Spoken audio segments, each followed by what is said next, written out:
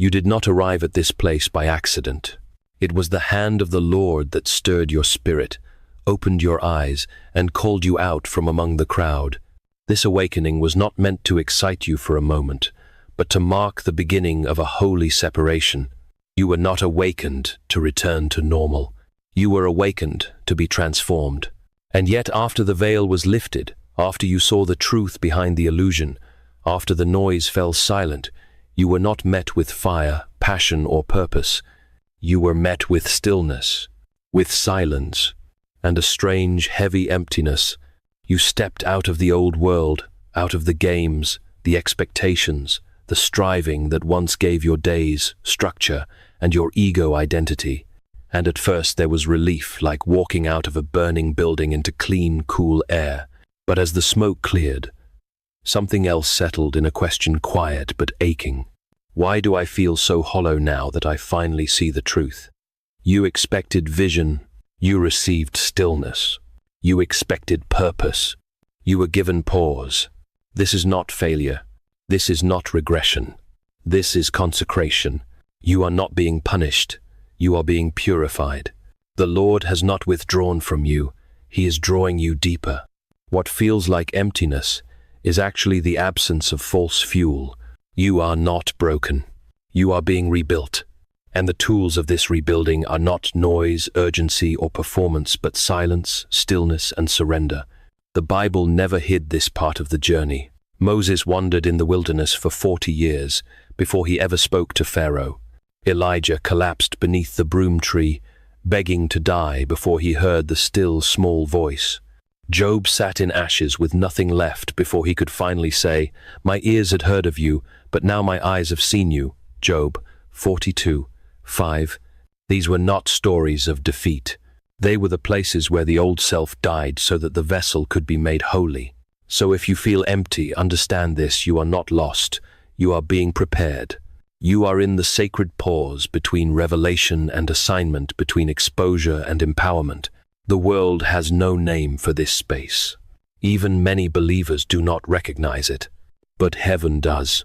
And in the courts of God, this stillness is not seen as inactivity, it is seen as surrender. Not delay but design. Not absence but alignment. Now is not the time to run. It is not the time to perform, to prove, or to panic. It is the time to be still before God and allow Him to strip away everything in you that was built on sand. What comes next will not rise from pressure. It will rise from presence. And that presence is not something you create.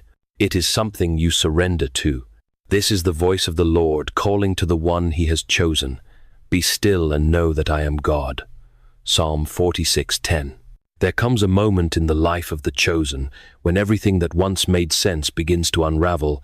It may not happen with thunder, but it is always seismic. One day, you are walking through life as you always have, striving, achieving, proving. Then suddenly something within you shifts. Perhaps it begins with the unbearable weight of routine, or with the aching awareness that the applause no longer satisfies, that the ambitions that once lit a fire in you now feel strangely empty. Or maybe it is deeper than that, a quiet voice in the night that whispers, "This is not who you are." However it comes, the awakening is real, it is holy, and it shakes the soul to its core. You begin to see differently. What once captivated you now repels you. The patterns you used to run in feel like chains. The roles you played no longer fit. You see through the masks, your own and the world's. You begin to feel the weight of what is false. The eyes of your soul open, and suddenly illusion no longer comforts. This is not enlightenment in the way the world defines it. It is exposure. You are no longer blind to what was keeping you asleep. And now that you see, you cannot unsee. C.S. Lewis, in his profound reflection on spiritual awakening, wrote, "It may be hard for an egg to turn into a bird. It would be a jolly sight harder for it to learn to fly while remaining an egg. We are like eggs at present, and you cannot go on indefinitely being just an ordinary, decent egg. We must be hatched or go bad." Mere Christianity. This metaphor captures the seismic shift you're experiencing. The unraveling of your old life is the cracking of the shell, breaking you free from illusions to awaken your true calling. Lewis's words, resonating with your past interest in spiritual transformation and purpose, affirm that this exposure is not destruction, but the necessary hatching of your divine identity. But here lies the paradox: awakening does not immediately lead to passion. It often leads to pain. It does not instantly give you direction. It first removes every direction you thought you had. The spiritual high that many associate with awakening is fleeting. What remains is a strange and sacred disorientation. The scaffolding that held your identity begins to crumble, not because you failed, but because God has declared it unworthy of the next season. You are not being emptied to be punished. You are being emptied so that you may be filled with something eternal.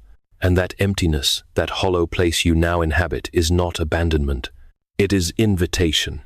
God is calling you out of a life built on effort and expectation and into a life led by obedience and authenticity. You are beginning to live without the need to impress, without the need to explain, without the need to be seen. This is the inner shock of awakening, not just that the world feels different, but that you are becoming someone the world no longer recognizes. This is where many grow confused. Because motivation dries up, the dreams you once chased fall quiet. You feel no desire to strive, no urgency to perform, not because you've lost purpose, but because God is weaning you off of false purpose. You are not lazy. You are being rewired. The old engine is dead. The old fuel is gone. The fire of human praise, of worldly ambition, of ego-driven desire, it no longer burns in your bones. And in its place there is only silence. But do not fear this silence, for in heaven's eyes this silence is sacred. It is the soil of transformation. God has brought you to this stillness so that you might finally hear what could never be spoken over the noise. In the quiet, the Lord is not punishing your inactivity. He is preparing your identity. This is not the death of purpose. It is the death of performance. The beginning of true calling does not arrive with a trumpet, but with a whisper, and that whisper is beginning to rise. There is a moment, quiet but decisive, when heaven removes the old fuel from your spirit. It does not come with warning. It does not ask your permission. One day you wake up, and the things that once pushed you forward no longer hold power. You cannot chase approval like you used to. You cannot run on fear like before. You cannot pretend, perform, or pursue in the same way. It is as if your soul has said enough, and everything inside you obeys. At first, this can feel like failure. Your motivation disappears. Your energy fades. The goals you wrote on paper now feel foreign, as though they were crafted by someone you used to be. You try to return to them, to revive the old fire, but nothing ignites. You are not lazy. You are not broken. You are being delivered. What you are losing is not passion, it is performance. What is dying in you is not purpose, it is pretense. C.S. Lewis, in his exploration of divine purification, wrote, "God whispers to us in our pleasures, speaks in our consciences, but shouts in our pains. It is his megaphone to rouse a deaf world." The problem of pain. This insight reveals the purpose of your lost motivation, the pain of feeling empty, the silence of faded ambitions. These are God's megaphone shouting to awaken you from pretense to true purpose.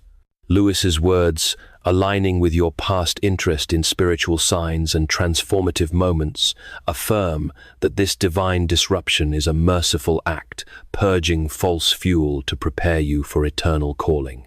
God, in his mercy, is draining you of every fuel that does not come from him. The applause of man, the thrill of validation, the comfort of image, he is removing them, not to harm you but to heal you. You see, these were never sustainable. They burned hot but shallow. They filled your calendar but emptied your soul. And now your spirit refuses to run on what once kept you moving. This is not dysfunction. It is purification. The Lord is teaching you what it means to walk by the Spirit, not by striving, to be led, not driven, to move in alignment, not anxiety. In this holy transition, the old hunger dies, so the true hunger can rise. For many, this feels like depression, but it is not. It is divine disruption. The system of your soul is being reset. Your identity is being rerouted. You are learning what it means to be fueled by obedience, not outcome. In the eyes of the world, it looks like you've slowed down. In the eyes of God, you are finally becoming still enough to hear Him. This is the death of counterfeit fire, and with it dies the need to prove, to perform, to push forward at all costs. Your motivations are being sifted. Your foundations are being examined, not by a harsh judge, but by a loving Father who refuses to let you live on something that poisons you. And so you grieve, not only for what you've lost, but for how long you lived without even realizing it was killing you. You grieve the false self, the mask, the old engine that once made you appear strong but secretly drained your soul. This grief is holy. It is not weakness. It is a sign that the soul is healing. You are letting go of what you never truly needed. And though it hurts, it is sacred. This is where heaven whispers, I am giving you a new heart and a new spirit. I will put within you. Ezekiel 36:26. What once powered you was survival. What will now sustain you is surrender. And in that surrender, a different kind of flame begins to flicker, faint at first, but pure. Not for status, not for applause, but for truth. So if you are sitting in the quiet, wondering why nothing stirs you like before, know this, you are not falling behind. You are being reformed. This is not the absence of fire. It is the death of false fuel. And from these ashes, something eternal is being born. There is a kind of silence that comes not from the absence of God, but from His nearness. It does not sound like comfort. It does not feel like clarity. It feels like being left alone in the wilderness, with nothing but your breath, your questions, and the memory of what used to be. And yet this silence is not punishment. It is presence. For when God begins to speak at the level of the soul, He first silences everything else. You are not being ignored. You are being emptied. You are not being punished. You are being positioned. God is removing the noise, not because He has nothing to say, but because what He is about to say can only be heard in stillness. This is the part of the journey where the soul, stripped of its cravings, finally begins to develop ears. Not ears for sermons or affirmations or external signs, but ears for the voice of God, the still, small whisper that can only be heard once the storm has passed. And yet how difficult this season is. You once felt guided. Now you feel abandoned. You once sensed His nearness. Now you hear nothing but your own questions echoing back at you. But remember this, when God is silent, He is not absent. He is speaking at a frequency your old self was never tuned to hear.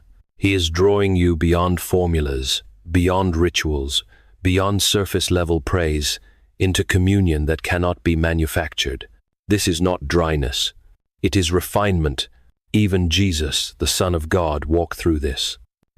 In the wilderness, He did not hear celebration, He heard silence. But in that silence, He was not weak. He was being prepared.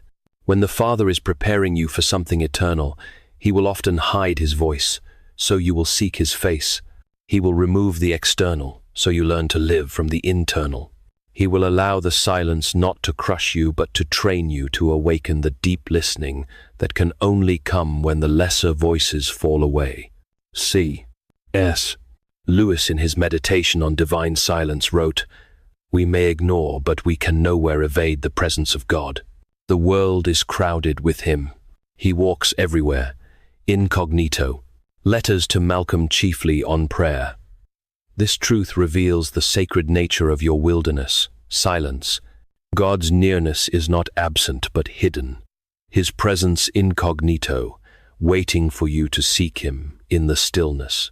Lewis's words, resonating with your past interest in spiritual encounters and divine presence, affirm that this silence is a holy invitation to commune with God at a deeper level, refining your soul for eternal purpose. This is the place where the soul learns to stop demanding answers and begins to ask better questions. Not what should I do, but what is God forming in me? Not why has he left, but what is he drawing me away from? In the stillness, you begin to see things you could never see when you were moving too fast. You begin to feel what you once numbed. You begin to notice what truly matters and what never did. This silence is not an empty space. It is sacred ground. And if you can remain here, not rushing to escape, not running to fill it, you will begin to sense it. The subtle stirring of a deeper voice, the quiet weight of holy presence, the gentle press of the Spirit that does not shout but lingers. This is where intimacy with God is born, not in the noise but in the nothingness. So do not despise the silence. It is doing more than you know. In heaven's eyes, this is not a detour. It is design. You are not off track. You are underground, being rooted. What you build in the next season will rise in proportion to how deeply you allow God to dig now. For only the soul that has learned to listen in silence will be entrusted with the voice of fire. There comes a turning point in the life of the chosen, where God no longer permits you to build from pressure. He dismantles the system within you that lived on approval, applause, and achievement, and in its place he begins a quiet reconstruction, a sacred rebuilding that few see, but heaven ordains. The world may still expect your productivity. People may still ask for the old version of you. But God is not asking you to perform. He is asking you to become, and becoming is slow. It is silent. It is sacred. It does not come from stage lights or human praise. It comes from the secret place. God is rebuilding your foundation, not on what is impressive, but on what is eternal. This is why the fire of ambition is no longer burning the way it used to. Because the structure that once fueled you was built on self.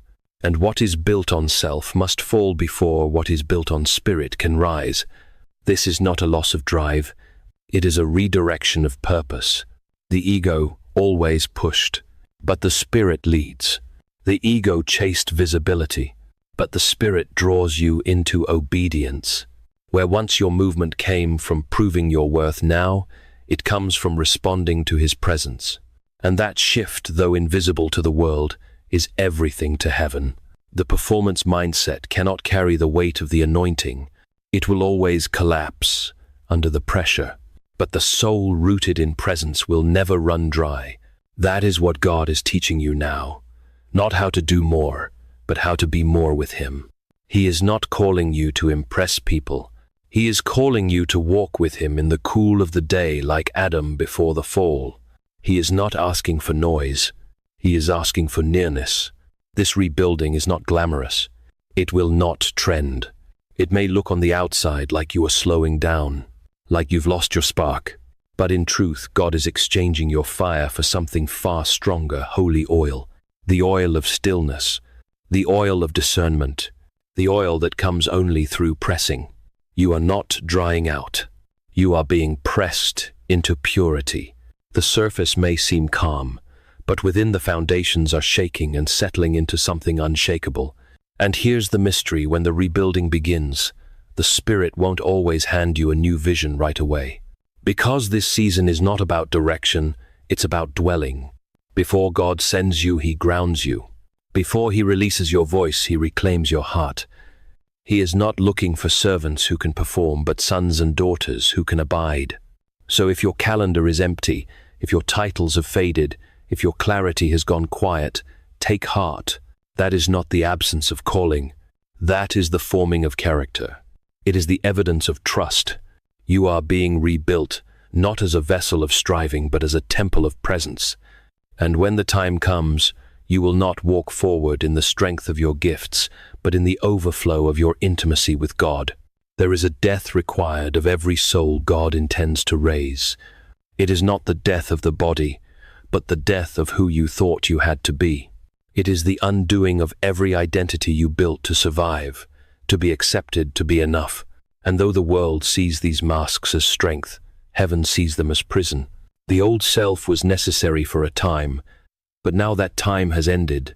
And the Spirit of God will not allow what was built on fear to follow you into a future forged in truth. This death does not come suddenly, it comes slowly. Like a garment being unraveled thread by thread, the self you presented to the world begins to fall away. You can feel it.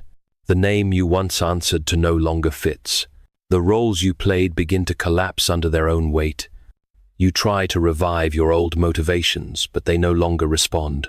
You stand at the threshold, not fully who you were, and not yet who you are becoming.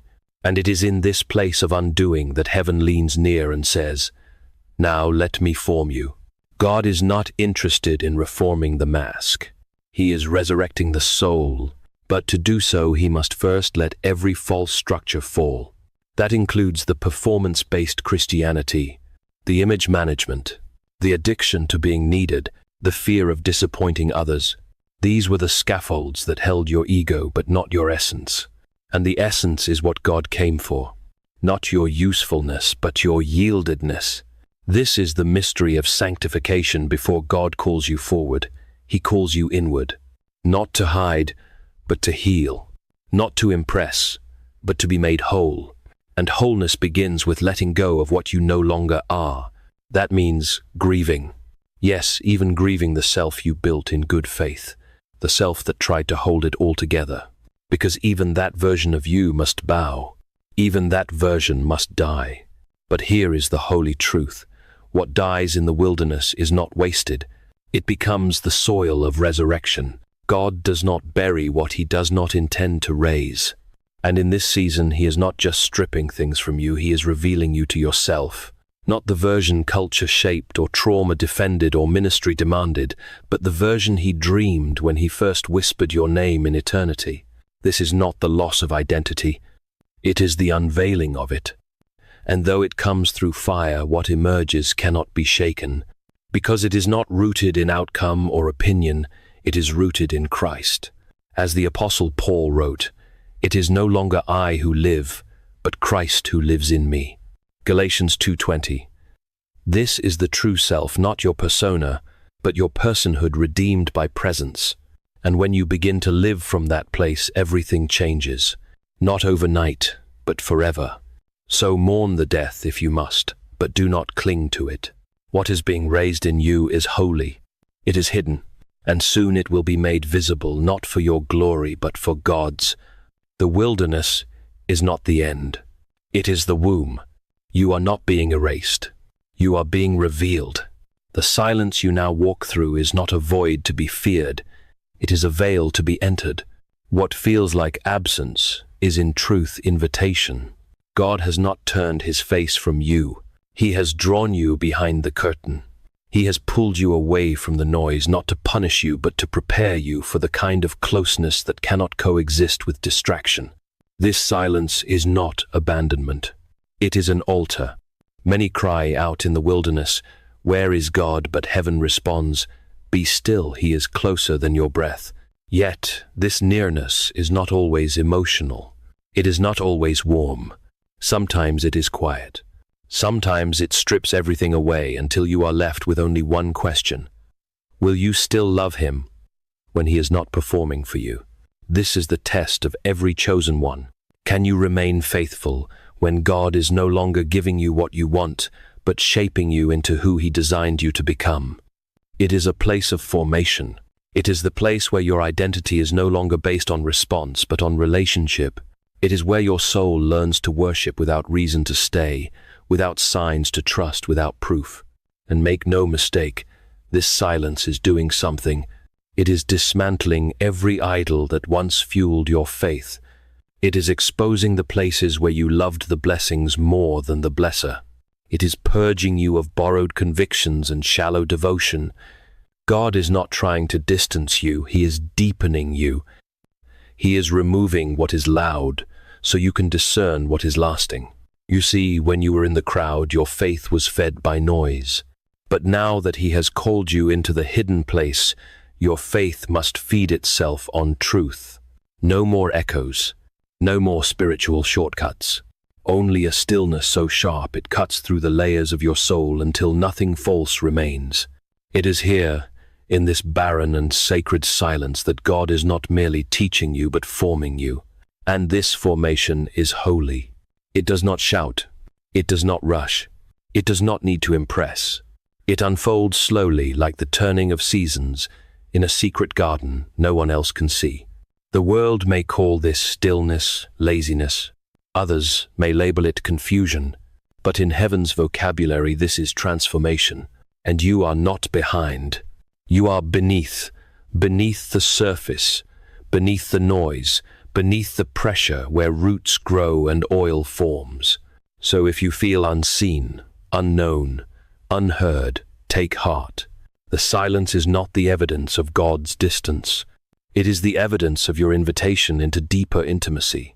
And those who accept this invitation, those who wait in the quiet, who refuse to fill the space with noise, will find something far greater than direction.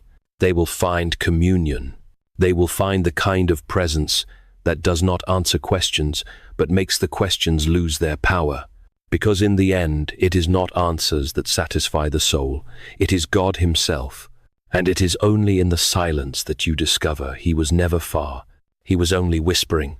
After the silence, after the stripping, after the long days where nothing stirred and even prayer felt empty, something begins to shift. Not loudly, not suddenly, but unmistakably. It is not a return to the fire you once knew. That fire has burned out, and rightly so. This new flame is different. It does not roar, it rests. It does not push, it pulls. It does not demand attention. But it cannot be ignored. This is not the fire of ambition. It is the flame of alignment.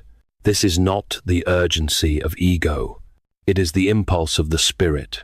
It begins as a hum in your spirit, a holy stirring, a quiet desire to move, not because you have something to prove, but because something true is asking to be born through you. You do not rise out of restlessness. You rise out of resonance. The pace is slower.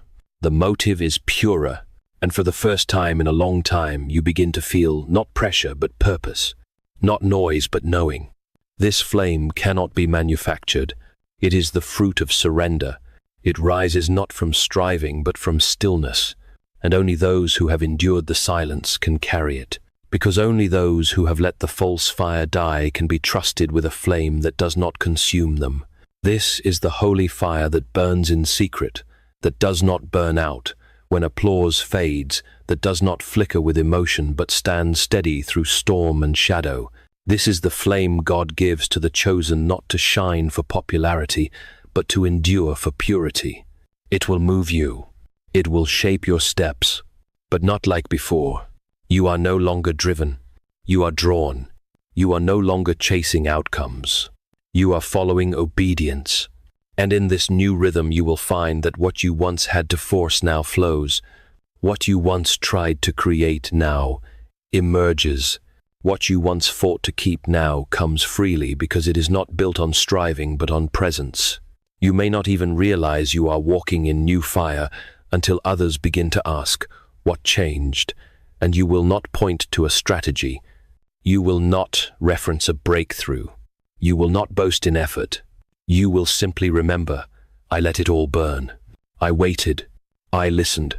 And when the time was right, God lit a fire in me that no storm could extinguish. This is the fulfillment of Isaiah 30:15. In returning and rest you shall be saved. In quietness and in trust shall be your strength. The fire you now carry is not loud, but it is lasting. It is not flashy, but it is eternal.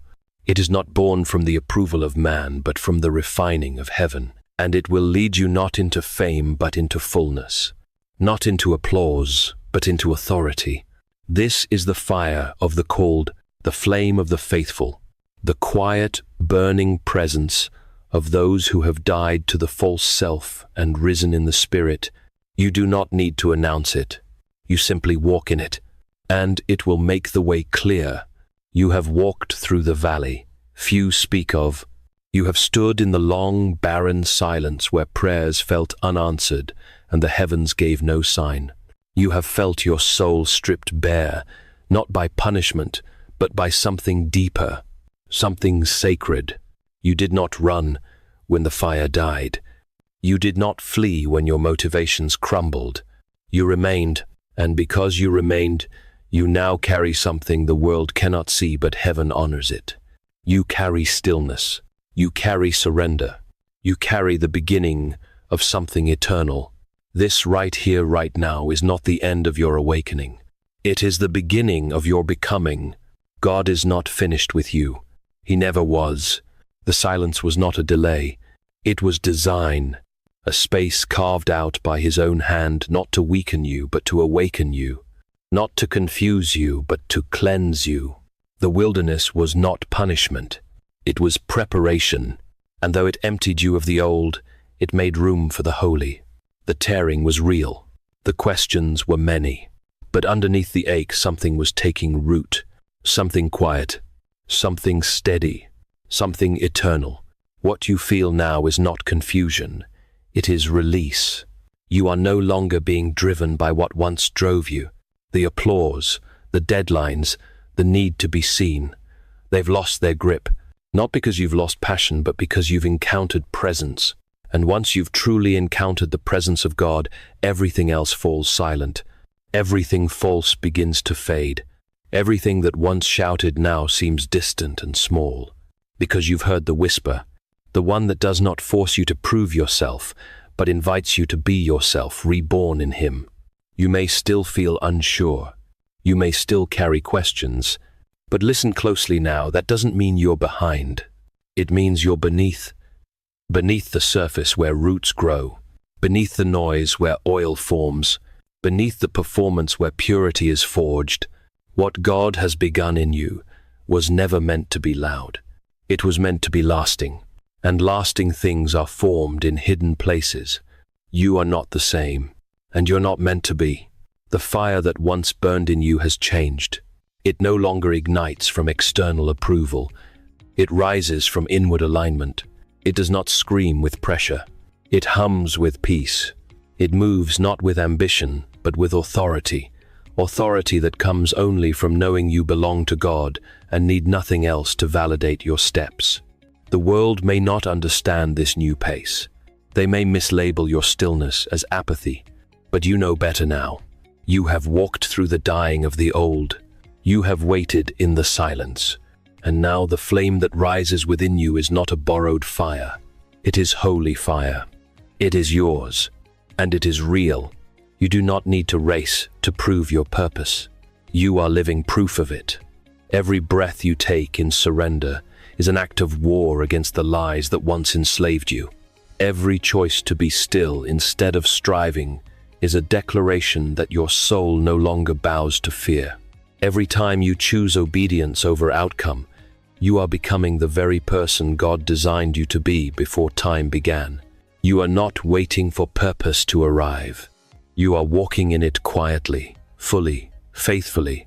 So rise not in haste but in wholeness. Do not seek the crowd, seek the cloud that led the children of Israel not by logic but by the movement of God. Your steps are not random, they are ordered. You do not walk alone. You walk with the same Spirit that raised Christ from the dead, and He has not brought you this far to leave you now. Let the world measure progress by noise. Let others define success by speed. But you have been marked by the slow fire of God, the kind that never burns out, the kind that does not flicker when storms come, the kind that carries weight in silence and moves mountains without needing a stage. This is the fire of the chosen. This is the path of those set apart. And when you wonder if you are enough, remember this. God did not awaken you so you could perform. He awakened you so you could become. And you are becoming, not all at once, not in the way you expected, but deeply, steadily, eternally. The silence shaped you. The stillness prepared you. And the fire that rises now within you, it is not borrowed. It is not fading. It is not false. It is yours. And it is holy.